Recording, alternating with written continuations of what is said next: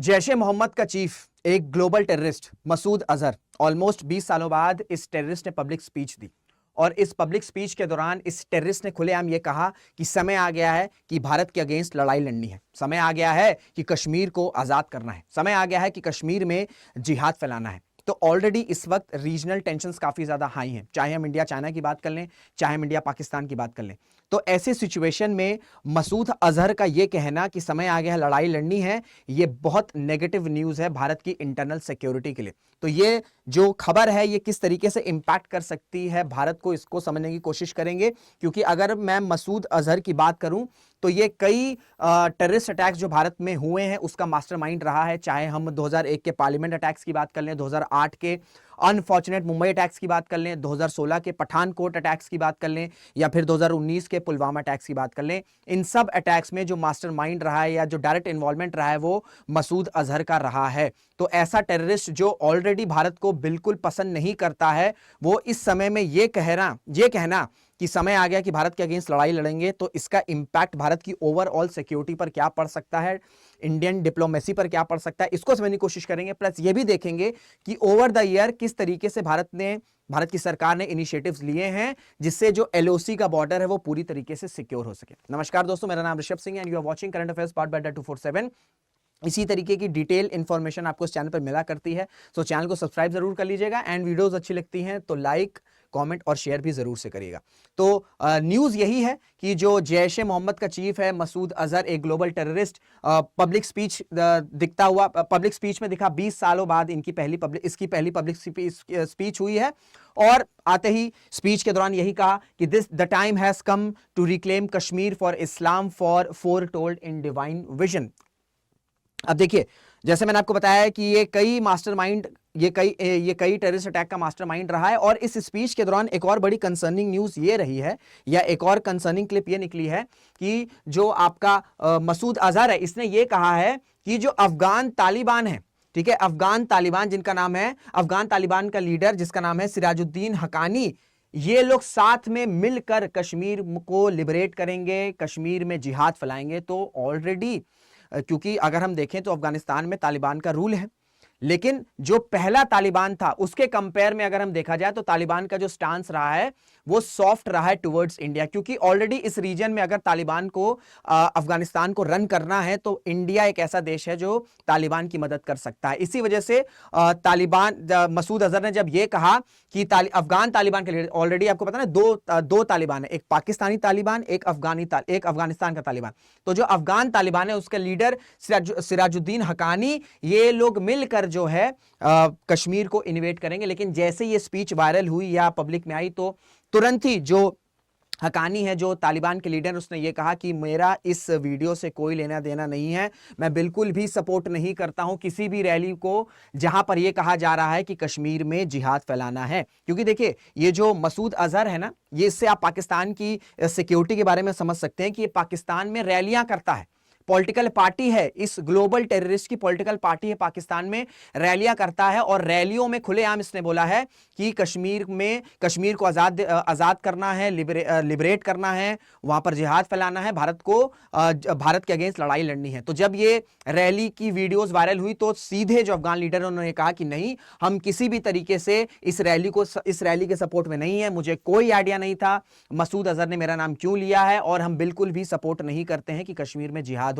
क्योंकि अफगान तालिबान को भी पता है कि अफगानिस्तान में अगर रन करना है, देश को चलाना है, तो इस रीजन में जो देश उसकी सबसे ज्यादा मदद कर सकता है, चाहे इकोनॉमिकली बात करें चाहे डिप्लोमेटिकली बात करें, वो सिर्फ भारत है और सिर्फ भारत है। क्योंकि चाइना को तो आपको पता है लोन देगा तो जितनी भी स्ट्रेटेजिक लोकेशंस है उस पर कैप्चर भी कर लेगा। तो ये बात अफगान तालिबान को पता है। इसी वजह से जो स्टांस रहा है अफगान तालिबान का टुवर्ड्स इंडिया इस बार 2021 के बाद से, वो बिल्कुल भी हार्ड स्टांस नहीं रहा है और पाकिस्तान को बहुत ज्यादा सपोर्ट भी नहीं किया। क्योंकि पाकिस्तान को सपोर्ट करके मिलेगा क्या?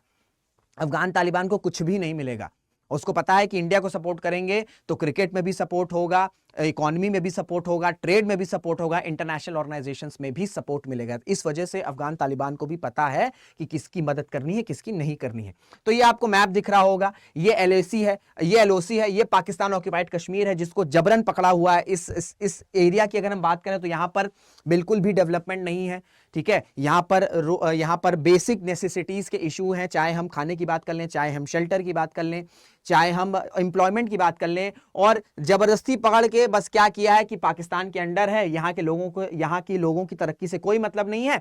और यहां पर ये जो टेररिस्ट हैं, जो पाकिस्तान के टेररिस्ट हैं, ये इसी एरिया में कई सारे, चाहे हम गिलगित की बात कर लें, बालिस्तान की बात कर लें, ठीक है, यहां पर ये लोग अपना टेररिस्ट कैंप्स रन करते हैं। और यहीं से लोग की कोशिश रहती है कि जितना ज्यादा हम इन्फिल्ट्रेट कर सकें, जितना ये आपको एलओसी दिख रही है, जितना ज्यादा इन्फिल्ट्रेट किया जा सके टेररिस्ट को, उतना ज्यादा फिर कश्मीर के रीजन में डैमेज आ सके। और ये 1947 से चलता चला आ रहा है।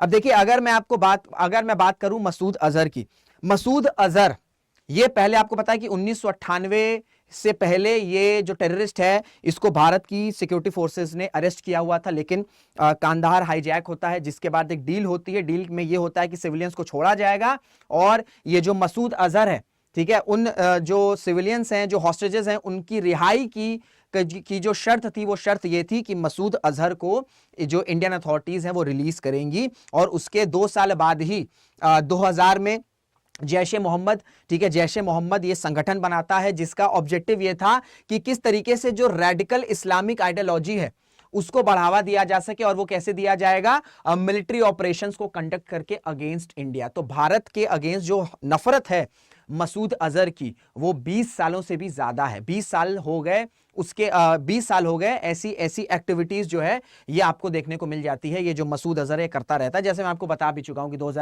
1998 में रिलीज हुआ, 2000 में जैश ए मोहम्मद बनाया, 2001 में पार्लियामेंट अटैक कर दिया, उसके 7 सालों बाद मुंबई अटैक कर दिया, फिर 8 सालों बाद 2016 में पठानकोट, फिर 3 साल बाद 2019 में पुलवामा अटैक्स। तो जब से ही ये टेररिस्ट रिलीज हुआ है, इंडिया के अगेंस्ट ये टेरर एक्टिविटीज कंटिन्यूसली कंडक्ट करता चला जा रहा है। इसी वजह से भारत का स्टैंस ये था कि ये जो शख्स है, इसे ग्लोबल टेररिस्ट सैंक्शन किया जाए। लेकिन जब भी यूनाइटेड नेशंस में इंडिया मसूद अजहर को ग्लोबल टेररिस्ट बनाने का प्रपोजल रखता था, तो पाकिस्तान के बचाव में चाइना चला आता था और इस प्रपोजल को ब्लॉक कर देता था। लेकिन कंटिन्यूस एफर्ट रहा इंडियन डिप्लोमेसी का, एंड फाइनली 2019 में मसूद अजहर को ग्लोबल टेररिस्ट डेजिग्नेट कर दिया गया, क्योंकि इसके अगेंस्ट ये प्रूफ हो गया था कि ये टेररिज्म को प्लान करता है और सपोर्ट करता है। तो एक ग्लोबल टेररिस्ट, आप सोच सकते हैं पाकिस्तान की सिचुएशन क्या है। एक ग्लोबल टेररिस्ट जो कि यूएन ने भी मान लिया है कि ये टेररिज्म को सपोर्ट करता है, ऐसा टेररिस्ट आदमी पाकिस्तान में खुलेआम रैली करता है। और ये कुछ की मेजर रोल हैं जो भारत के अगेंस्ट टेरर अटैक्स में इन्वॉल्व था।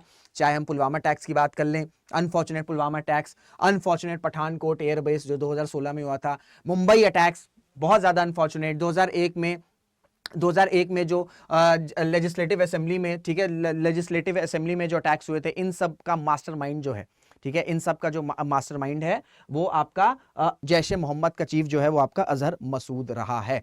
अब देखिए, अगर मैं आपसे बात करूं, ये तो मैंने आपको बता दिया कि किस तरीके से चैलेंज है मसूद अजहर का, या जो जैश ए मोहम्मद है, और भी डिफरेंट ऑर्गेनाइजेशंस है, जो टेररिस्ट ऑर्गेनाइजेशंस है, वो पाकिस्तान में काम कर रहे हैं, जिनका टारगेट ये है कि किस तरीके से भारत को डिस्ट्रॉय कर दिया जाए। उनको कोई मतलब नहीं है उस देश में, अपनी देश में डेवलपमेंट हो ना हो, लोग मरे लोग जिए, सिर्फ एक सिंपल ऑब्जेक्टिव है कि कैसे भारत को डिस्ट्रॉय किया जा सकता है। तो इस चीज को फुलफिल करने के लिए कुछ मेजर्स लिए हैं। वो मेजर्स क्या है? ओवर द इयर्स ये चला है। जैसे 2011 तक जितने भी बॉर्डर्स हैं, चाहे हम जम्मू कश्मीर की बात कर लें, पंजाब की बात कर लें, राजस्थान की बात कर लें, गुजरात की बात कर लें, क्योंकि ये जो 4 स्टेट्स हैं इनके साथ बॉर्डर लगता है पाकिस्तान का। तो इन 4 स्टेट्स के अराउंड जो भी एलओसी या पाकिस्तान का बॉर्डर है, इनको 2011 तक पूरी तरीके से फेंस कर दिया गया था, वो भी डबल रो फेंस, ठीक है, क्योंकि जितना ज्यादा फेंसिंग रहेगी उतना कम चांस रहेगा कि ये जो इन्फिल्ट्रेटर्स हैं, जो मिलिटेंट्स हैं, या जो टेररिस्ट हैं, ये जो पाकिस्तान के जरिए एलओसी से फिर कश्मीर में घुसते हैं, इनको रोका जा सके। उसके बाद सेंटर जो केंद्र सरकार है उसने 5 लेयर इलॉबरेट प्लान को भी अप्रूव कर दिया गया है, जिससे इन्फिल्ट्रेशन को रोका जा सके।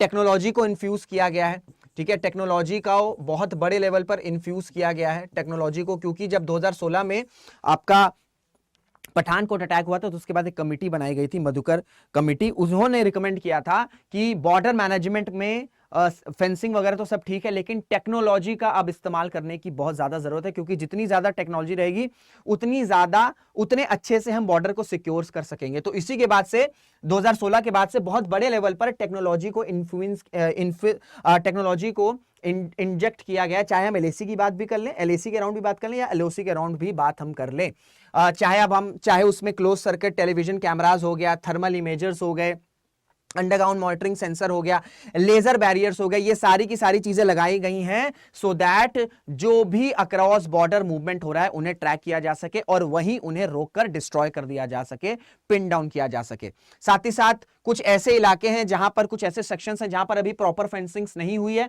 तो वहां पर आपके लेजर बैरियर्स लगाए गए हैं, स्ट्रॉन्ग लेजर बैरियर्स लगाए गए हैं, जिससे जो भी मूवमेंट है उसे पूरी क्लोजली जो है, पूरी विजिबली क्लियरली जो है उसे ट्रैक किया जा सके एंड रोका जा सके। साथ ही साथ 700 से ज्यादा बॉर्डर पोस्ट लगे हुए हैं, इंटीग्रेटेड चेक पोस्ट लगा गया है कि ऐसी कोई भी सिचुएशन आए तो तुरंत जो हमारी आर्म फोर्सेस हैं वो तुरंत मोबिलाइज होकर एलओसी के राउंड पहुंच जाएं, क्योंकि थ्रेट बहुत बड़ा है।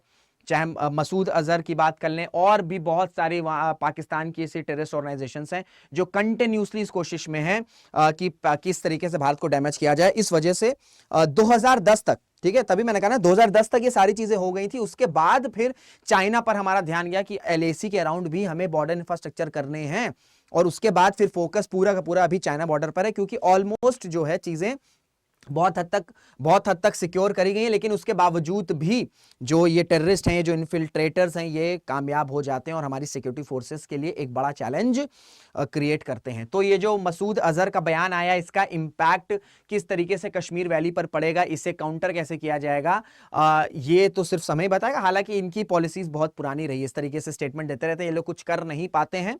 लेकिन यही है कि चाइना के साथ रिलेशन अच्छे नहीं चल रहे हैं, तो ये जो पाकिस्तान बेस्ड टेरर ऑर्गेनाइजेशंस और ये चाइना, ये जो तिकड़ी है, ये भारत की इंटरनल सिक्योरिटी, एक्सटर्नल सिक्योरिटी के लिए बहुत बड़ा थ्रेट है। इसी वजह से बड़े लेवल पर सारी चीजें, चाहे हम डिफेंस इक्विपमेंट की बात कर लें, चाहे हम बॉर्डर फेंसिंग की बात कर लें, चाहे हम बॉर्डर में टेक्नोलॉजी इनिशिएटिव्स की बात कर लें, ये सारी चीजें की जा रही हैं ताकि एलओसी हो, एलएसी हो, सारी चीजें सिक्योर हो सके। तो ये था पूरा डिटेल वीडियो। आई होप आपको चीजें क्लियर हो गई होंगी। कोई डाउट रहेगा तो अपना डाउट जो है कमेंट बॉक्स में पिन डाउन कर सकते हैं। तो मुलाकात करेंगे आपसे अगले वीडियो में। जय हिंद, जय भारत।